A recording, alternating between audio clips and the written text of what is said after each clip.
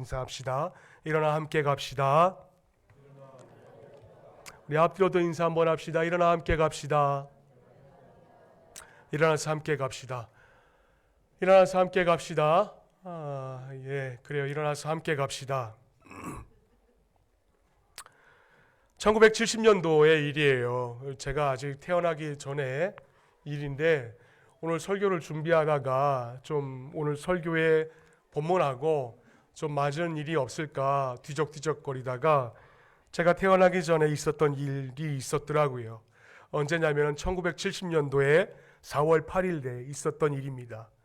우리 장견들 가운데 있어서 70년생 말고 그 이전에 이제 50대들인가 또 60대쯤 되면은 이날 정도 되면 무슨 날이 있었는지 아마 기억하시는 분이 계실 것 같아요. 무슨 일이 있었는 줄 아십니까? 와우 아파트 붕괴 사건이 있었어요. 와우 아파트. 뭐 이렇게 말씀드리냐면은 좀 이렇게 연세 드신 분들은 아마 그거 하고 그렇게 속으로 내심 짐작을 하실 수도 있을 것 같아요. 서울시에서 전시 효과를 위해서 아주 잘 지었다라고 한껏 자랑했던 아파트가 와우 아파트예요. 근데 그 와우 아파트가 어떻게 됐습니까? 한순간에 그냥 먼지처럼 1970년 4월 8일 날 폭삭 무너지고 말았던 거예요. 아파트가 무너짐으로 인해서 그 사건으로 인해서 어떤 일이 발생을 했는가? 아파트 안에 살고 있던 33명이 전부 다 몰살당하고 말았고 39명이 다 부상을 당하고 말았습니다. 그리고 어떤 자들이 와우 아파트다, 와우 아파트다. 그 이름이 안 좋은가 보다. 왜? 와자가 누울 와자에 우자 소우자. 그게 누운 소 아니야? 그 미신 같은 소리를 하는 그런 해프닝도 있었다 그래요. 그래 급기야는 당시에 그 시장이 한 명 있었는데 인터넷을 찾아보니까 그 닉네임이 불도저라는 자예요. 근데 그 불도저라고 불리던 그 당시 시장님께서 그 와우 아파트 붕괴 사건으로 인해서 그만 시장직에서 사퇴하는 그런 일도 있었다 그럽니다. 참 안타깝죠. 저 어떤 면에서 보면 참 안타깝고 또 어떤 면에서 보면 참 한심하다. 그런 일이 아닐 수가 없어요.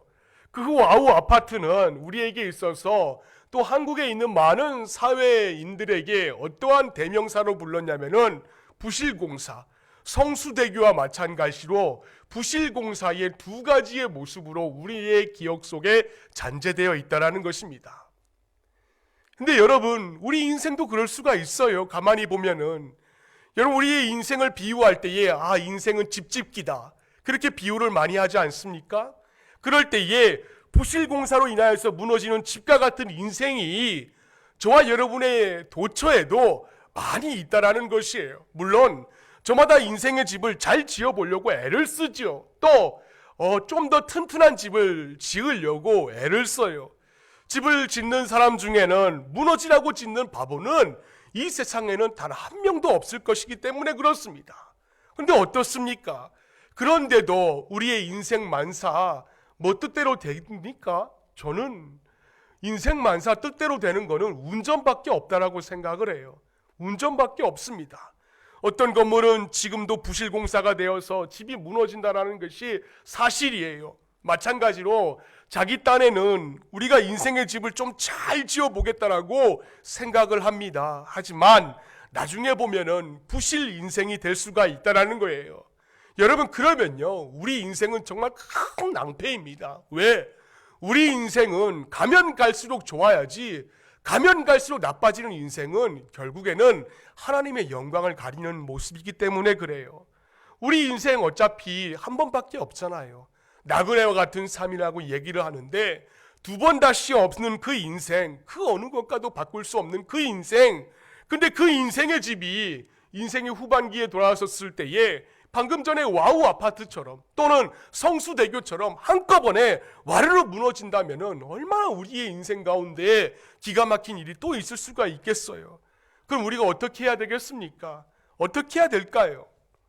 우리는 무너지는 인생의 집이 아니라 어떤 경우에도 정말 튼튼하고 정말 아름다운 그런 인생의 집을 우리가 지어야 할 것입니다. 오늘 성경 말씀이 바로 저나 여러분에게 그 사실을 우리에게 교훈으로 남겨주고 있어요. 자, 그럼 우리가 어떤 인생의 집을 짓는가? 또 지어야 되겠는가? 본문을 봅니다. 자, 본문은 예수님께서 산상수훈 결론 부분에 하신 말씀이지요. 주님은 여기서 우리 인생을 뭐에다 비유하냐면은 집 짓는 거다.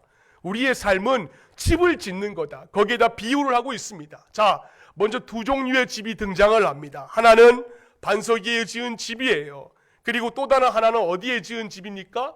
모래 위에 지은 집이 등장을 해요. 우리 한번 읽어봅시다. 시작. 그 집을 반석 위에 지은 어떤 사람이요? 지혜로운 사람 같으리니. 지혜로운 사람은 반석 위에 집을 짓는다는 겁니다. 저거는 뭐 그냥 흙에다가 짓는 집이 아니에요. 근데 저렇게 인생을 사시는 분이 있습니다. 또 다음 성구 한번 읽어보겠습니다. 시작. 그 집을 모래 위에 지은 누구라고요? 어리석은 사람 같으니. 그러니까 어리석은 사람은 모래 위에다가 집을 짓는 자라는 거예요. 이렇게 인생을 사람도 있다라는 것입니다. 무슨 말씀인가? 제가 좀 저 말씀에 대해서 잠깐 좀 말씀을 드릴게요. 이스라엘이 위치한 그 팔레스틴 지역은 집을 우리처럼 이렇게 육중하게 짓는 게 아닙니다. 때문에 우리처럼 이렇게 형태의 집이 흔히 이렇게 남아있다 그래요. 거기서 팔레스틴 지역에서는 그 모래는 와디라는 그 모래로 구성이 되어 있어요. 그 와디가 뭔가? 와디는 비가 오지 않는 그 건기에는 그냥 모래 바닥이에요. 낙동강 가면은 그냥 그 모래 바닥입니다. 그런데 사실 강바닥이죠. 그래 비가 오는 우기가 되면은 갑자기 그 모래 위에 뭐가 흐릅니까? 물이 흘러요. 평소에는 그래 평탄하고 평평하고 집을 짓기에는 좀 이렇게 편리해 보이지만 비가 많이 오면은 그 흙 자체가 도저히 집을 지을 수 없을 정도로 문제가 생기는 흙이라는 것입니다. 아주 잘못 지은 집이에요.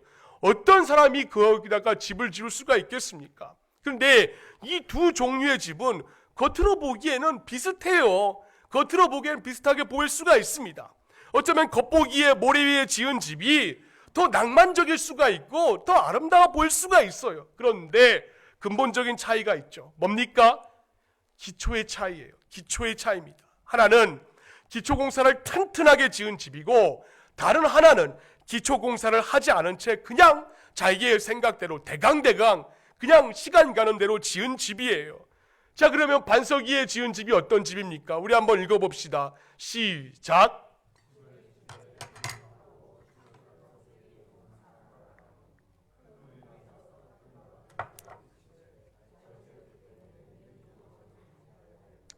능히 요동하지 못하게 하였거니와. 그러니까 뭐예요? 잘 지은 연고로 정식으로 깊이 땅을 파고 아주 그냥 집을 견고한 바위에다가 기초를 놓고 지은 집, 그 집은 어떤 탕류가 와고 어떤 물이 와온다 할지라도 절대로 흔들리지 않는다라는 것입니다. 시간과 노력이 많이 들어요. 하지만 튼튼하게 잘 지은 바위성과 같은 그런 집을 얘기하는 겁니다. 자, 그러면은 반대로 모래 위에 지은 집은 어떤 집인가? 우리 한번 읽어봅시다. 시작. 듣고 행하지 아니하는 자는 주추 없이 흙 위에 집 지은 사람과 같으리. 탕류가 부딪힘에 집이 어떻게 된다고요? 곧 무너져 파괴됨이 심하니라 하시니라.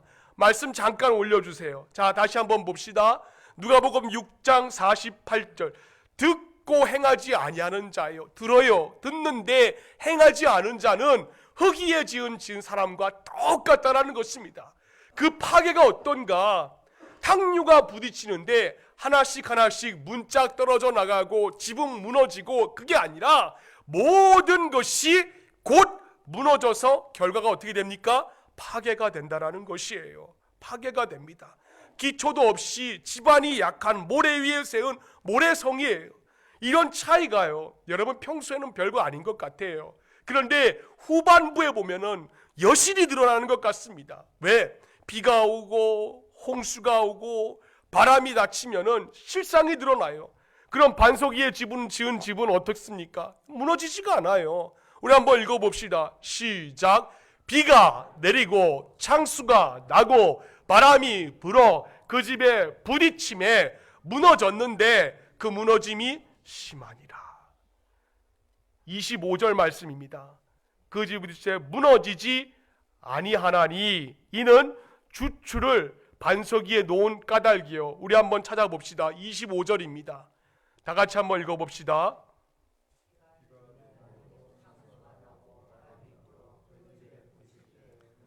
아니하나니 이는 주추를 반석 위에 놓은 까닭이요. 반면에 모래 위에 지은 집은 비만 오면 어떻게 됩니까? 무너져요. 쓰러집니다. 그래서 27절 말씀에 비가 내리고 창수가 나고 바람이 불어 그 집에 부딪힘에 무너져 그 무너짐이 심하니라. 겉보기엔 멀쩡하다라는 겁니다. 하지만 부실공사였다라는 것이 사실이 아주 적나라하게 우리에게 보여주고 있는 거예요. 근데 여러분 중요한 사실이 있지요. 그게 뭐냐면은 일단 폭풍과 몰아치면은 집을 다시 지을 수 있다? 그거 말도 안 된다는 사실입니다. 저는 우리 인생도 마찬가지라 생각해요. 왜? 우리 인생 2번 사는 사람 없습니다. 모두가 다 한 번이에요. 누구나 다 마찬가지입니다. 아무리 그 사람이 돈이 많고 아무리 권력자라고 한다 할지라도 2번, 3번 사는 사람은 이 땅에 한 명도 없어요. 결코 그렇지가 않습니다. 누구도 예외 없이 인생은 딱 한 번밖에 없어요. 때문에 인생의 집을 지을 때 여러분 되도록이면은 잘 지어야 하는 이유가 바로 여기에 있는 거예요.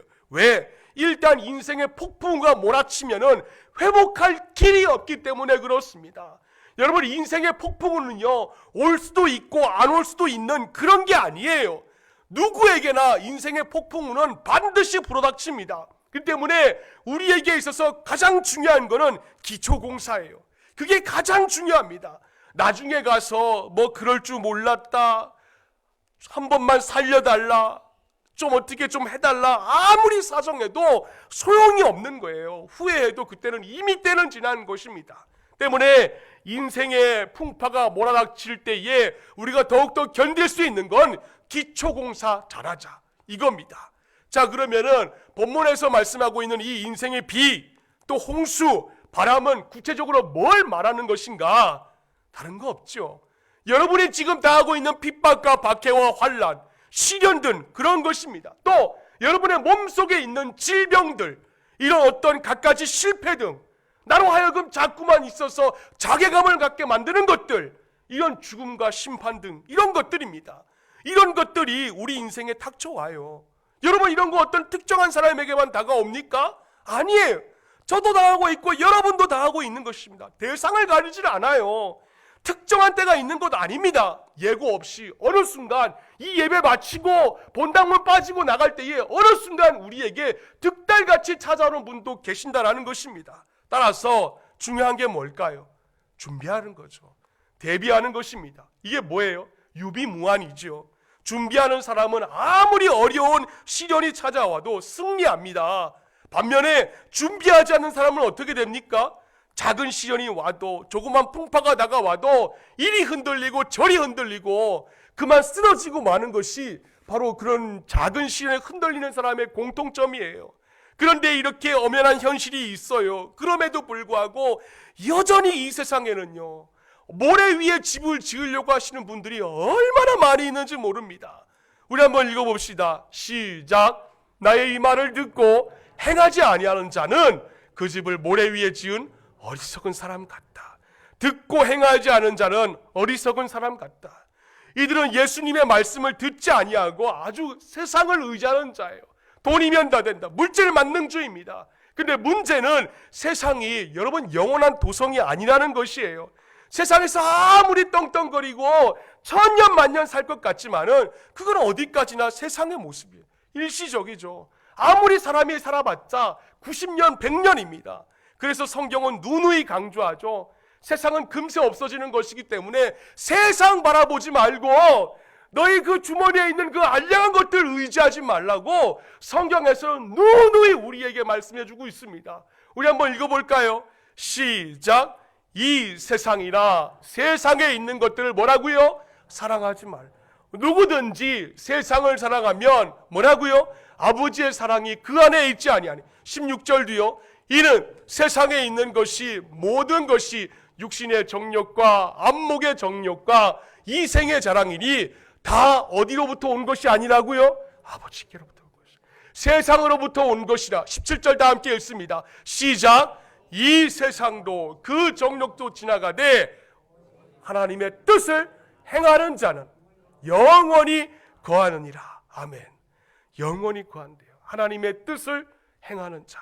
자, 그럼 우리가 어떻게 해야 되는가? 24절입니다. 우리 한번 읽읍시다. 시작. 그러므로 누구든지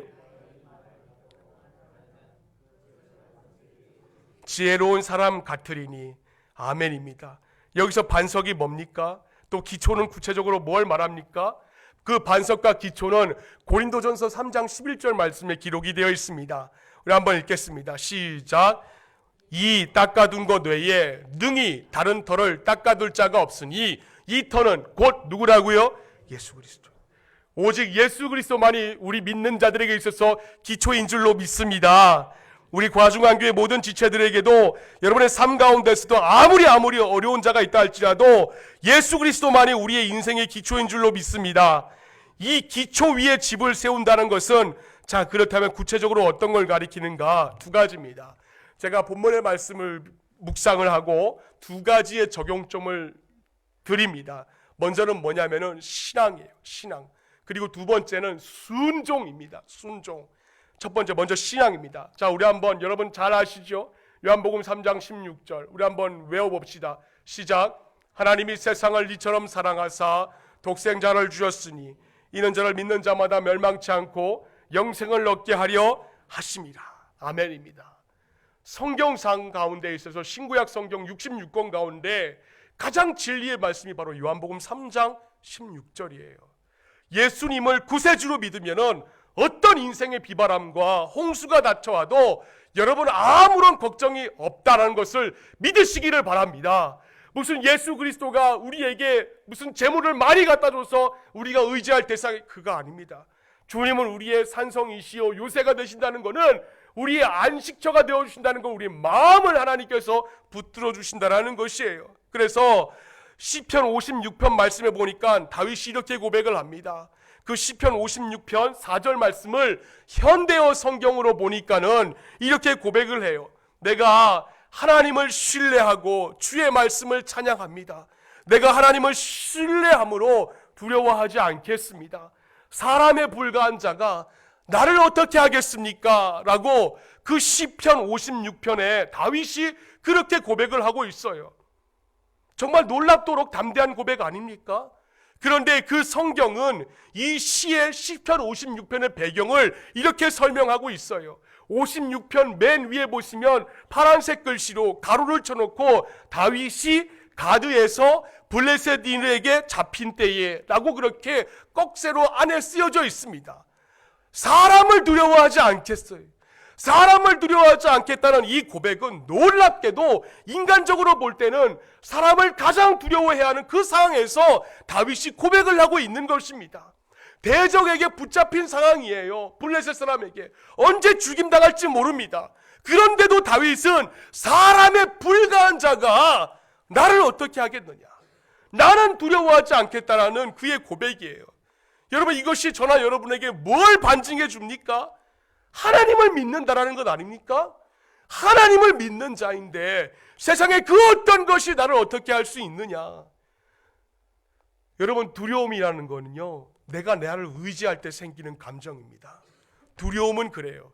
저도 이것을 정말 요즘 피부로 느끼고 있습니다. 제 안에서 믿음이 작동되고 제가 지고 있는 짐이 하나도 막 그럴 때 믿음이 작동되면은 제 어깨에 있는 이 짐들이 무겁지가 않아요. 어떤 자가 어떤 말로 저를 쓰러뜨리려고 그러고 상처를 준다 그런다 할지라도 독한 말로 막 해코지를 하려 해도 전혀 저에게는 상처가 되질 않습니다. 그런데 순간적으로 인간적인 나약함이 찾아오면은요, 저도 숨조차 쉴 수가 없어요. 정말 제가 믿었던 사람인데 상상하지 못한 발언을 할 때는 제 숨이 턱 하고 그냥 막혀버리고 말아요. 하나님을 의지하고 신뢰할 때는 전혀 없던 두려움이 나약한 나 자신의 모습이 부각될 때면요, 어김없이 찾아오는 게 바로 이 세 글자 두려움이라는 것이에요. 때문에 저는 늘 이 시편 56편 이 다윗의 선포를 저의 선포로 고백하려고 애를 씁니다. 어제 토요일도 이 말씀 하나 붙잡고 내가 하나님을 신뢰함으로 하나님 나 두려워하지 않습니다. 사람에 불과한 자가 저를 어떻게 하겠습니까? 라면서 모양실에 앉아가지고 읊조리고 있었어요. 여러분, 하나님을 의지하는 자에게는요 이런 담대함이 생기는 것입니다. 그렇다면 저나 여러분이 지금 무엇 때문에, 어떤 상황 때문에, 어떤 문제 때문에 여러분 두려워하고 계십니까? 두려움이라는 것은 내가 나 자신을 의지하기 때문에 찾아오는 거예요. 여러분, 이 사실을 기억하시고 하나님을 의지함으로 이 다윗의 선포를 저나 여러분의 삶의 선포로 하나님 앞에 고백할 수 있기를 바랍니다. 자, 그런가 하면은 기초 위에 집을 세운다는 것 순종입니다. 순종이에요. 아무리 우리가 예수를 믿는다 그래요. 아무리 우리가 예수를 믿는다라고 하더라도 여러분, 죄송한 말씀이지만 그 신앙이 가짜일 수가 있어요. 만일 예수님의 말씀에 순종하지 않으면 그런 겁니다. 우리가 예수님을 믿음으로 구원받아요. 하지만 그 믿음의 진정성이 어디에서 판가름 나는가? 하나님의 말씀대로 살려고 애를 쓰는가? 쓰지 않는가? 여기에 대하여서 그 사람의 믿음의 진정성이 드러난다라는 것입니다. 이런 성경 구절들을 보면 알 수가 있어요. 우리 한번 읽어봅시다. 시작.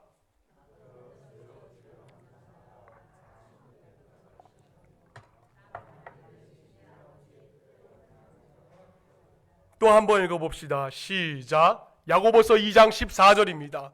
야고보서 2장 14절 우리 한번 찾아봅시다. 야고보서 2장 14절.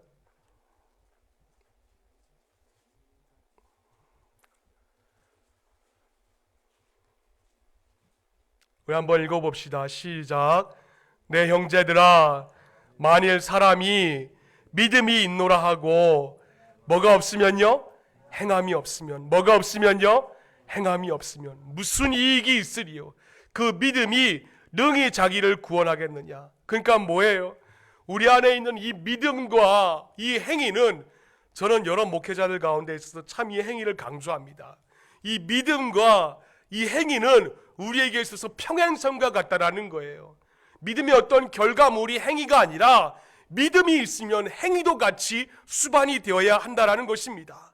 말씀에 대한 순종함이 없으면은 그 신앙은 헛된 믿음이라는 거예요. 그래서 누가복음 4장의 말씀에 보시면 예수님께서 광야에서 시험을 받는 장면이 등장을 합니다. 그때 여러분, 주님은요 40일 금식을 하셨어요. 정말 절박한 상황이었습니다. 우리 공동체 가운데서도 금식을 해보신 분은 아시겠지만 금식을 한다는 것이 사실 보통 힘든 일이 아니에요. 그래서 우리 한번 읽어봅시다. 누가복음 4장 2절. 누가복음 4장 2절 우리 한번 읽어봅시다. 누가복음 4장 2절입니다.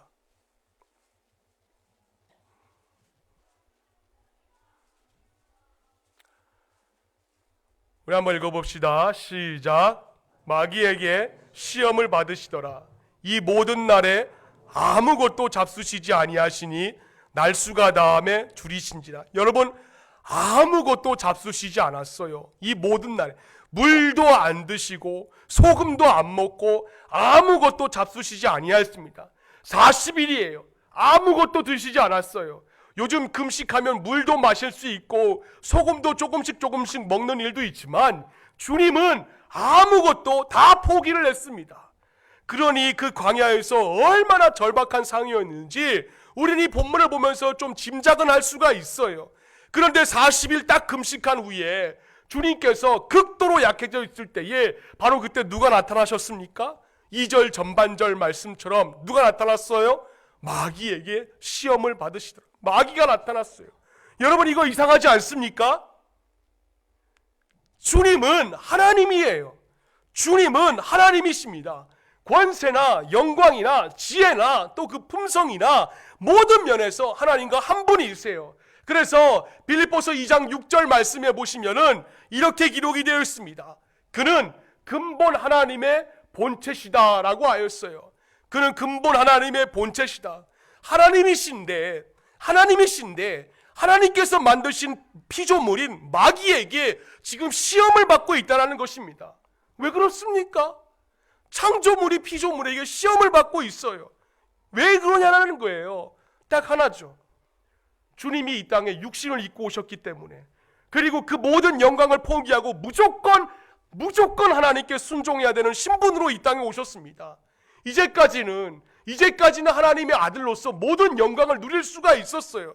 하지만 이제 하나님께서 이처럼 사랑하사 세상을 사랑하사 독생자를 보내시기로 작정을 하셨기 때문에 주님은 1차적으로 다른 것 다 접어준 채 오직 하나님의 말씀에 순종할 수밖에 없었습니다. 그래서 요한복음 5장 30절 말씀해 보시면 이렇게 기록이 되어 있어요. 내가 아무것도 스스로 할 수 없노라. 듣는 대로 심판하노니 나는 나의 뜻대로 하려 하지 않고 나를 보내신 이의 뜻대로 하려 함으로 내 심판은 의로우니라. 우리 다 함께 찾아봅시다. 요한복음 5장 30절입니다.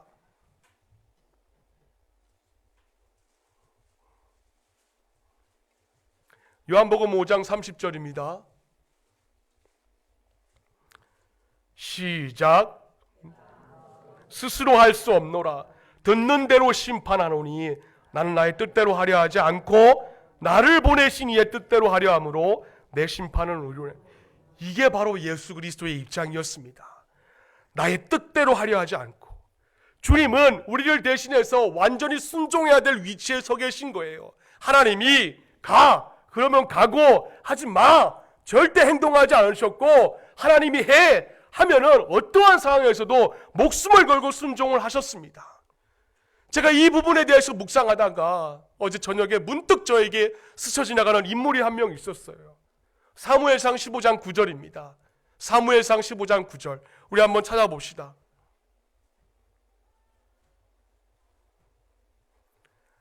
사무엘상 15장 9절입니다.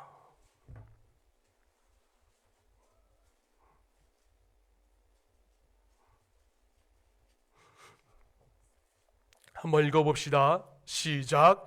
사울과 백성이 그의 양과 소의 가장 좋은 것 또는 기름진 것과 어린 양과 모든 좋은 것을 남기고 진멸하기를 뭐한다고요?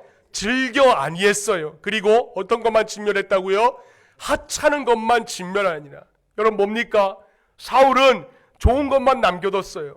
가치 없고 하찮은 거는 다 진멸해버렸습니다.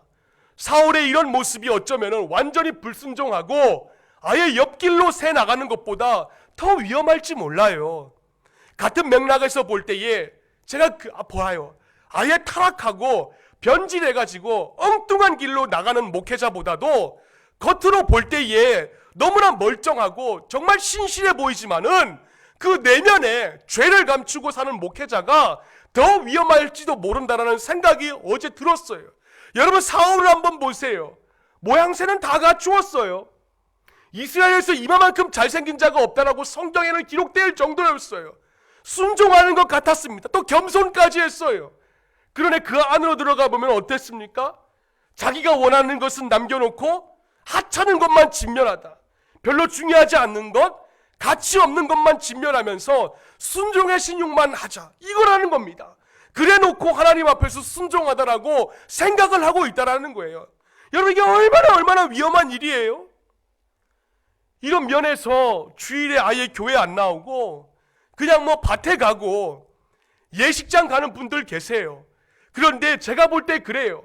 그렇게 밭에 가고 아예 교회 안 나오고 예식장 가시는 분들보다도 예배당에 나와 앉아 있으면서 그 마음을 불순종의 자리에 가 있는 분들이 더 위험하다라는 것입니다. 밭에 가 있는 분들은 여러분 그래도 토마토로 한 대 던져가지고 맞으면은 제정신 들어서 그래도 다시 돌아와요. 돌아옵니다. 근데 너무나 많은 성도들이 사울 왕과 같은 모습을 하고 멀쩡해요. 멀쩡하게 예배당 안에 앉아 있어요. 사실은 하고 싶은 거 다 하고 마음대로 살면서 겉으로는 굉장한 순종의 모양새를 갖춘 채 살아가고 있는 것이 저의 모습이고 여러분들의 모습이라는 것이에요. 이런 면에서 얼마나 부끄럽고 얼마나 우리가 통탄해야 될 모습인지 몰라요. 여러분 그런데 사울이 왜 이런 짓을 했을까요? 그래도 명색이 하나님께 선택받은 자 아니에요? 명색이 하나님께 선택받은 이스라엘의 첫 번째 왕입니다. 근데 왜 온전히 순종하지 못하고 자기가 원하는 것들은 남겨두고 살려두고 별로 중요하지 않는 것, 하찮은 것, 그런 것들은 진멸하는 그런 불순종을 왜 저지르게 된 것이냐라는 거예요. 답은 딱 하나죠. 딱 하나입니다. 왜? 사소하게 여겼기 때문에. 이 정도쯤이야 뭐 괜찮지 뭐. 딱 한 번쯤인데 뭐 어때? 내가 더 큰 부분에서 내가 순종을 하는데 하나님 이 정도쯤은 눈 감아 주실 거야. 이런 거예요. 이래서 그가 망한 것입니다. 여러분 1980년도로 제가 기억하고 있어요. 제가 초등학교 6학년 때인데요. 그때 전 세계 사람들이 막 이목을 집중시킨 사건이 하나 벌어졌죠. 뭐냐면은 미국에서 그 유인 우주 왕복선인 챌린저호가 발사가 된 거예요. 근데 그 어떻게 됐습니까? 그 우주 왕복선 챌린저호가 발사된 지 딱 90초 만이에요. 90초 만에, 아니 딱 1분하고 73초 만에 폭발하고 말았어요. 73초 만에. 그래서 모든 사람들이 그렇게 기대를 걸고 있고, 아 이제 우주 시대가 이제 열리는구나, 그렇게 기대하고 다 그 TV를 바라보고 있는 모든 사람들이 딱 73초 만에 우주선이 폭발하는 장면을 보고 경악을 금치 못했어요. 그런데 진짜 경악할 일은 나중에 밝혀졌습니다. 그게 뭔가 미국 항공 그 우주국 나사에서 그 우주선이 왜 폭발했는가, 그토록 공을 들여서 만드는데 왜 73초 만에 폭발을 했는가 찾아보았더니 로켓 추진기들 사이에 끼어져 있던 그 작은 정말 이 볼펜보다 작은 고무 패킹 하나가 그만 그 부실함 때문에 우주선 전체가 폭파가 되고 만 것이에요. 세계 최고의 기술이 집합되어 있던 우주 왕복선이 조그마한 고무 패킹 하나 결함 때문에 왕복선이 터져버리고 만 것입니다. 제가 왜 이런 말씀을 저나 여러분들에게 드리냐면은 이게 바로 세상의 이치이기 때문에 그래요. 또 우리가 살아가고 있는 이 신앙의 영적인 원리이기 때문에 그렇습니다. 사울은 속으로 생각을 했어요. 이 정도쯤이야 뭐. 내가 여태까지 열심히 했는데 뭐 한 번인데 뭐. 그런데 그 정도쯤이야 뭐. 생각했던 그 불순종이 결국 그 작고 사소한 영적 패킹 결함 하나가 영적인 우주선을 폭발시키는 무서운 파괴력을 가져온다는 것을 우리는 늘 잊지 말아야 할 것이라는 겁니다. 저는 여자 성도님들이나 또 여자가 제가 운전하는데 보조석에 타는 거 별로 안 좋아해요. 아니 아예 안 좋아합니다. 그래서 사모도 되도록이면은 보조석에 안 앉혀요. 물론 제 승합차인 카니발을 타고 갈 때는 보조석에 타지만 교회차를 타고 갈 때는 어떤 여자도 보조석에 제가 잘 안 앉힙니다. 좀 유난히 그래요. 왜냐하면은 저에게 있어서 작은 방심이 어떤 결과를 가져올지를 너무나도 잘 알고 있기 때문에 그래요. 물론 우리 교회는 저보다 나이 어리신 분들은 없어요. 다 연세 많으세요. 그래 뭐 걱정하지 말라고 저도 그렇게 말씀하지만은 그래도 제가 방심을 하지 않아요. 언젠가 이런 일이 있었어요. 제가 어떤 집사님이 제 속을 잘 모르시니까, 또 부임한 지 얼마 안 됐으니까 뭐 여기서 저기 선상 가는 그 거리니까는 그냥 보조석에 타시려고 한 거예요. 그래 보조석에 앉으시려고 하시는 것을 제가 집사님 앞에 앉지 마세요, 뒷자리에 앉으세요, 그렇게 했어요. 그자 그 집사님께서 저한테 이렇게 대꾸를 하시는 거예요. 목사님, 저도 눈 높아요. 그리 말씀을 하시는 겁니다. 제가 그 말을 듣고 백밀러를 바라보면서 참 저도 박장대소했어요. 사실 그 집사님의 말씀이 맞아요. 그렇게까지 유난 안 떨어도 돼요. 왜? 뒷자리에 자리가 꽉 차 있고 앞자리가 비어 있었기 때문에, 또 더군다나 뭐 낮이었기 때문에 그렇게 유난 안 떨어도 됐어요. 또 여집사님께서 보조석에 앉으셔도 예수님 재림 안 하십니다. 또 그 여집사님께서 또 보조석에 앉으셔도 우리 장로님들 저한테 뭐라 그러시지 않으세요. 그런데 그렇게 제가 유난스럽게 구는 이유는 제가 스스로 작은 방심 그 하나가 나를 무너뜨릴 수 있기 때문에 그런 거예요. 저 그거 알아요. 저는 저 아버지를 통해서 그 부분을 많이 봤어요. 하나님께서 저나 여러분들에게 그런 긴장감을 우리에게 허락을 하세요. 또 원하십니다. 그래서 조심조심하고 또 조심조심하는 것입니다. 자, 그렇기 때문에 우리가 이 오후 설교를 통하여서 우리가 이 한 가지만은 꼭 기억하자고요. 우리가 세상에서 아무리 잘 나가는 직업을 가지고 있고 또 어떤 집에 살고 있다 할지라도 우리의 신앙의 모습만큼은 주춧돌 위에 지은 신앙의 집이 되자.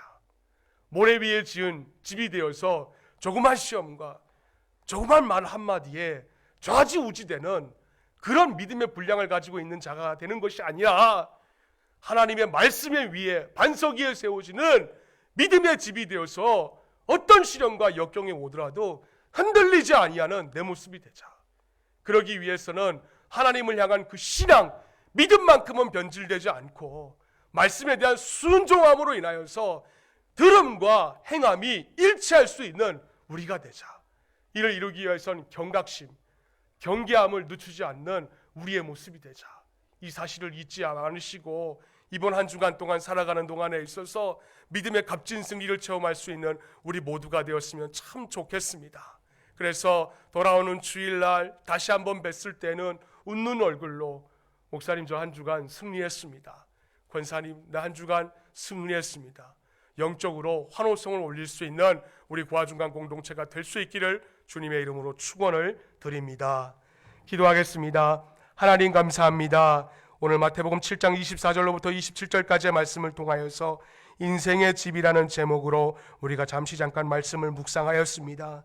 하나님, 우리가 세상에서 어떤 일을 감당하고 있는 자라 할지라도 듣고 행함이 같이 수반될 수 있도록 노력하게 하여 주시고, 하나님, 사람은 겉모습을 바라보고 판단하지만 주 여호와는 우리의 중심을 바라보신다라고 하였사오니 행함이 있는 믿음으로 살아갈 수 있도록 하나님께서 우리의 삶을 절제하게 하여 주시고 통제하여 주시고 인도하여 주옵소서. 그래서 어떤 시련과 역경이 왔다 할지라도 흔들리지 아니하는 믿음의 야성을 소유할 수 있는 우리 모두가 되게 하여 주옵소서. 감사드리며 거룩하신 예수님의 이름으로 간절히 기도를 드립니다. 아멘.